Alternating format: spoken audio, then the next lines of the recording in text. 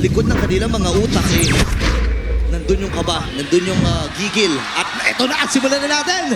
It's a clash of the titans! Match number 1! TLPH laban sa Team Falcons. Kung gaano kabigat ang nakasalalay dito, ganun din kabigat ang kanilang paglalabanan. Game number 1, nakita natin ang ilan sa mga na-miss nating pick. Pero sa ngayon, gitna agad ang atakihin ng Team Falcons. Uy, pinupurukan si Sanji dito. Pero kasi matapang talaga ang Zushin. Nakita natin kanina sa statistika na ginagamit talaga sa broken walls itong Zushin na ito. And nararamdaman natin na sobrang naaabuso talaga ni Sanji, no? At ngayon, interesting yung naging take dito ng Team Falcons. As a panel have mentioned, yung liko sa Claude dito ni Super Marco. Somehow, pwede nga ba na maging advantage or not? Kasi he's up against sa Rupi ni Oheb. Fighter gold lane na mas pinili dito ng TLPH.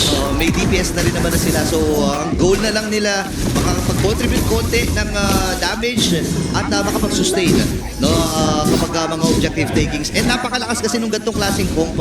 Lalo na sa mga turtles, di ba? Na, alam mo naman, sobrang classic nung Yuzhong. Pero classic din yung pagtahi dito ni Kyle.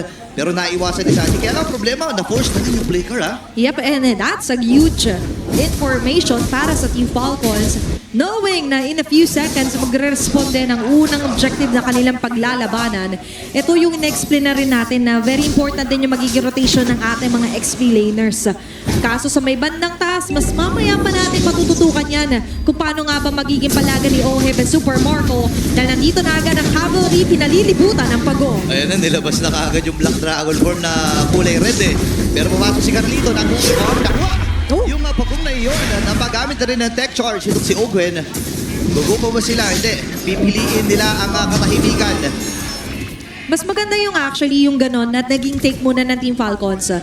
Na-eliminate nila yung risk na may maabot agad sa committing on the first blood. Dito for TLPH, mas ramdam natin yung intensity ng rotation nila.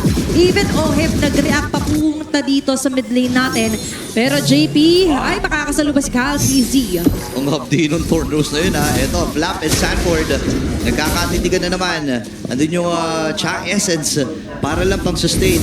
Pero alam mo, mahirap kasi sa pagkakalaban mo yung Alice. Para sa akin, hindi ganun kataas yung damage nito eh. Pero napakahirap patayin kapag wala ka talagang instant burst. And sa ganitong klaseng punto, nasa 3 minuto ka pa lang, wala ka pag-expect na instant burst dito eh. And remember, pag dato sa reward, mas madali na siya gamitin! O yan ang instant kill ang dahil bigay ng Team Falcons. Habang si JB kailangan na mag-thought pa atras. Nabigyan kaagad si Sanji sa pagkakataon na ito. Pero sumibad ng ibaba ata next target nila ha. Ito yung sinasabi ko kanina, Team Falcons, mas calculated yung kanilang gustong i-risk na mga plays. Getting the first blood at kay Sanji pa nila yun nakuha. Very good tactic here for Team Falcons. Kasunod niyan ay gitna clear. Mas ngayon natin pwedeng expect na magko-contest ng pangalawang pagong ang Team Falcons. Kaya malakas loob ng Falcons eh. And sinasabi ko to kanina, no, yung burst. Naka-Zushin sila eh. So continuous damage lang mula doon sa kanyang Lantern's Flare ang kanilang i-expect. And more on utility din kasi itong hero na to eh. Diba? Kailangan mo lang bitbitin, ihahain mo lang sa plato ng yung mga papatay, no, yung mga cores nyo. So, yun yung magiging tuloy-tuloy na gagawin dito ng TLPH. Habang parang iba kasi yung ruta nila dito. Eh. May damage sila, may sustain, and may setup din na manggagaling kay Owen na nakita natin kanina pa, di ba? There is beauty in chaos, kumbaga. At ngayon for TLPH, sistematiko. May magluluto. Let him cook. Nandito naman si Sanji. Luto ng plato. Pero magiging masarap ba ang panalo? Kasi sa ngayon, katulad nga na-expect natin, mas papalag ang Team Falcon contesting the second turtle of this game. Ganda posisyon, vision para kay Carl TZ. Lalo na ngayon na may war up. Doon yung combo mula sa tech charge! At tuloy-tuloy na magiging agresibo mula sa Falcons. Pero na-punish up ang dalawa. Kailangan umatras si Pew! Pero may init si Pew! Naku, nagamit din yung flicker at trasa ng Team Falcons. Pero Ice Melt Blood, sabi ni Sanji, atras muna si Flap. Sanji! Bicon! Na maalam din sa kamay ni Sanji at hindi pa tapos ang pananalasa ng stampede dito ng TLPH. Inubos ang 4 mula sa Falcons. Ang sabi ko, let him cook! Hindi let him eat! Double kill agad dito para kay Sanji! Magandang panimula para sa cavalry! Ang kati nito kasi nakuha pa nila yung pagong. At At eto na, nailabas na yung all-time heroes na rank number 1, Sanford para dito sa Yuzhong. Pagbabalik tanaw, siya may karapatan na ilabas mo nito sa playoffs. And considering na pag ganito talaga yung stat line mo, kahit nakapikit yata, maganda yung magiging mechanics mo. Pero Flat Easy agad ang patatalsikin nila dito, Burrito. Meanwhile, mukhang basag din ang Torres sa may bandang baba. Kaya na nila ata basagin ito. Kompleto yung mga minions pero pipiliin ng CLPH na mas maging safe.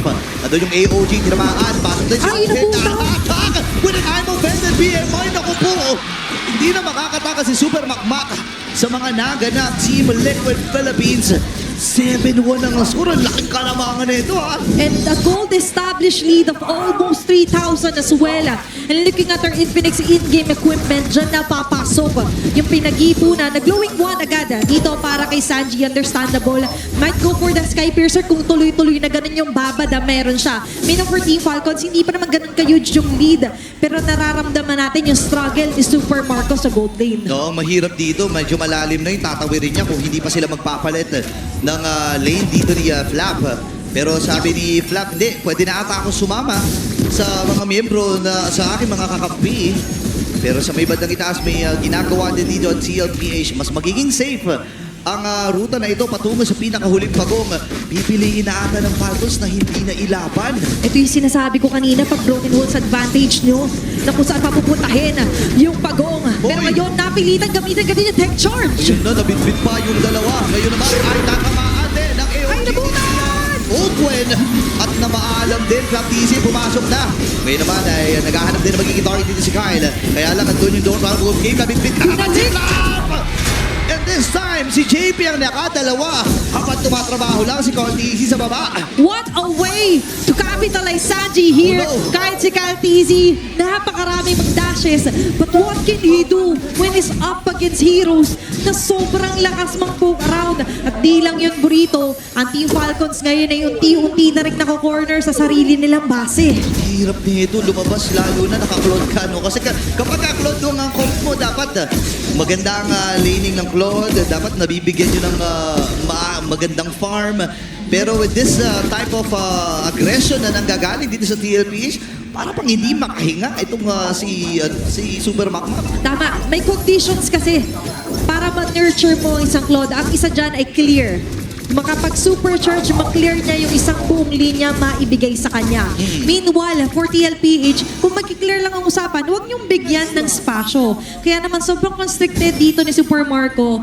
And up until the very end, for TLPH, nagiging ganado rin sila dahil maganda rin yung frontliner sila dito na Yuzo and Gatot Kacha. Oo, alam mo, isa pa sa mahirap dito, nabanggit natin si Super Marco, no? Hirap na rin si Kyle dito dahil nga basag na yung middle turret.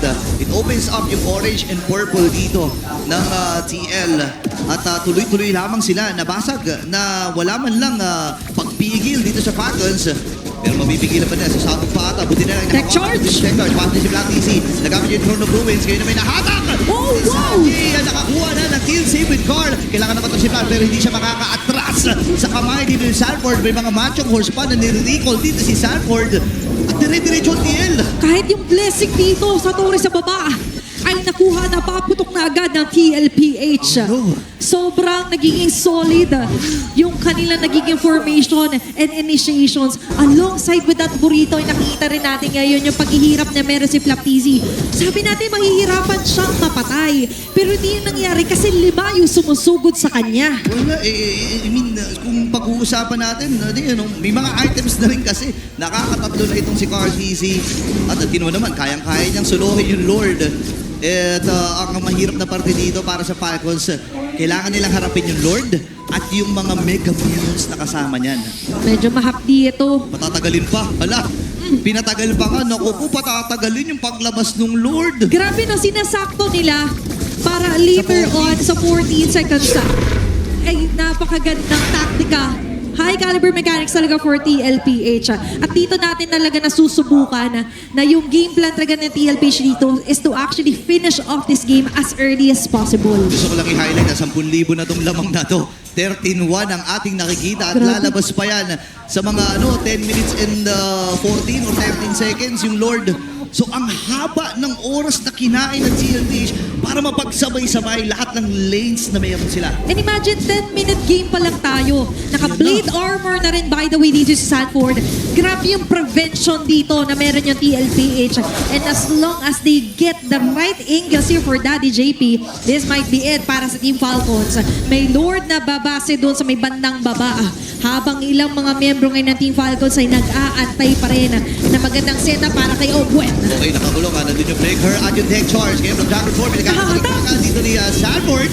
At nabitbit si Flav, kayang-kayang tunawin ng TLPH. Itong si Flav, 4v5 ang magiging action. Actually, 6v4 to kasi may Lord pa silang kasama sa baba. At ngayon, for TLPH, they're breaking the patterns. They're breaking yung mga curse na itinatalaga, sinasabi sa kanila. Anong odd even? Kasi ngayon, hindi nila i-even out the score. Sila pa yung mas dominating sa laban na to. Naku po, nandun yung AOG! Super Marco at itong si Kyle ay namatay. Nabuhay na rin naman si Black Easy pero sapat ba yung kanilang clear ray open. Nag-aabang ng proper timing. Wala pa rin naman siyang tech charge dito. Kumpleto pa. Lock tower! Para